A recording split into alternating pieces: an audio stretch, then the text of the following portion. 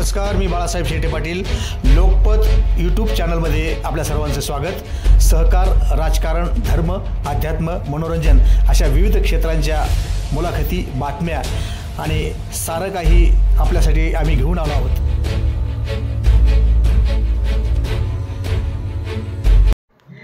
नेवासे तालुक्यातल्या सोनईत Sujata international school ही जी संस्था आहे, एकदम शैक्षणिक शैक्षणिक कार्य चांगल्या पद्धतीने या संस्थेचं सुरू आहे. आणि या संस्थेला आम्ही नुकतीच भेट दिली.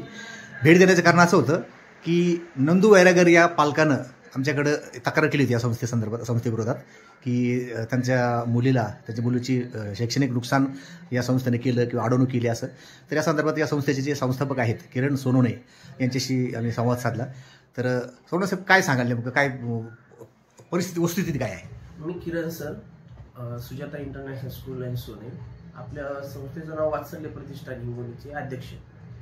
मध्ये जी बातमी आली आपल्या मार्फत लोकपत न्यूज तर्फे, तर त्यात थोडं पालकांचा गैरसमज किंवा त्यांच्या लक्षात आलं नाही आपल्या मुलीने फी किती भरलेली आहे.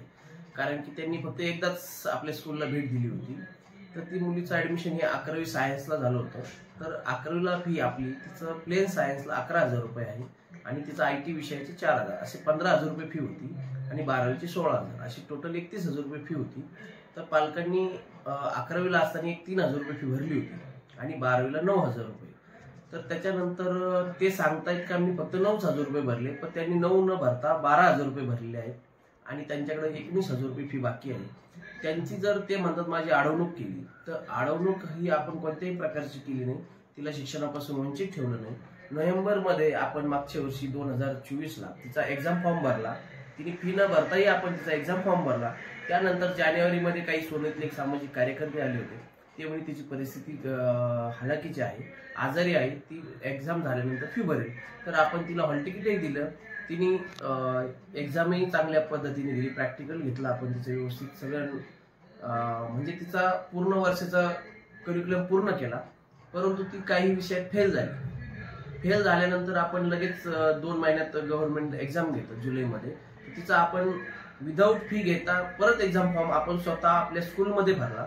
एक्झाम फॉर्म भरल्यानंतर तिचं hall ticket, repeater एक्झामचं hall ticket आलं. हॉल तिकीट आल्यानंतर आपण त्यांना फी न मागता हॉल तिकीट पण दिले. हॉल तिकीट न दिल्यानंतर तिने परत एक्झाम पण दिली. एक्झाम दिल्यानंतर ती पास झाली.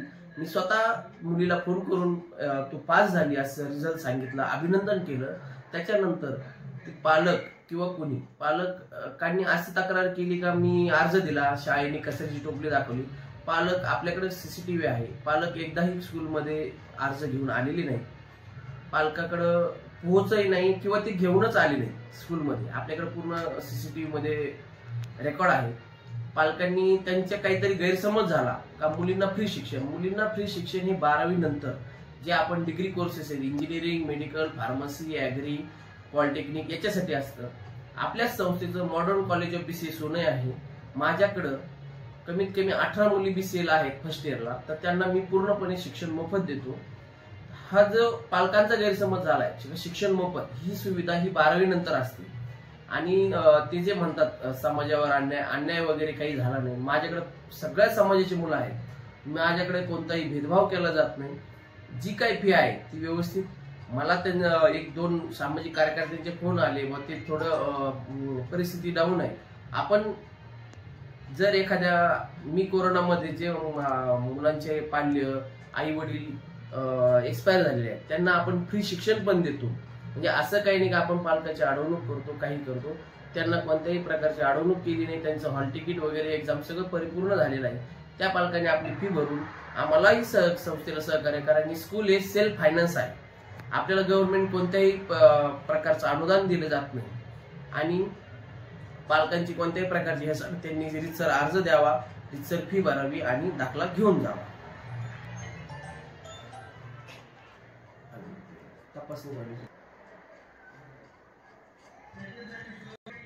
पंचायत समिती नेवासा गट शिक्षणाधिकारी यांच्याकडे नंदू वैरागर या पालकांनी तक्रार केली होती. तर आपण पंचायत समिती मार्फत शिंदे केंद्र प्रमुख म्हणून नेवाशाचे आहेत, त्यांनी स्कूलवर येऊन तपासणी केली. तर त्यांना आपण सर्व त्यांनी फी भरलेले रेकॉर्ड आणि त्यांच्याकडे जी बाकी आहे ती आपण सर्व त्यांना दाखवलेली आहे आणि ते रेकॉर्ड पण घेऊन गेलेले आहे. तर त्यांचं म्हणणं आहे पालकांना सहकार्य करा, आपण सहकार्य करायला तयार आहे.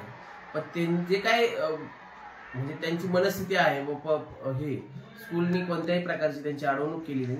स्कूलची तपासणी झाली आहे, त्याचा रिपोर्ट 1-2-3 दिवसात सादर शासनामार्फत होईलच. ही बातमी लोकमत न्यूजने दिलीच, पण अजून एक पेपरला पण बातमी होती अशी मला पालकांकडून माहिती मिळाली.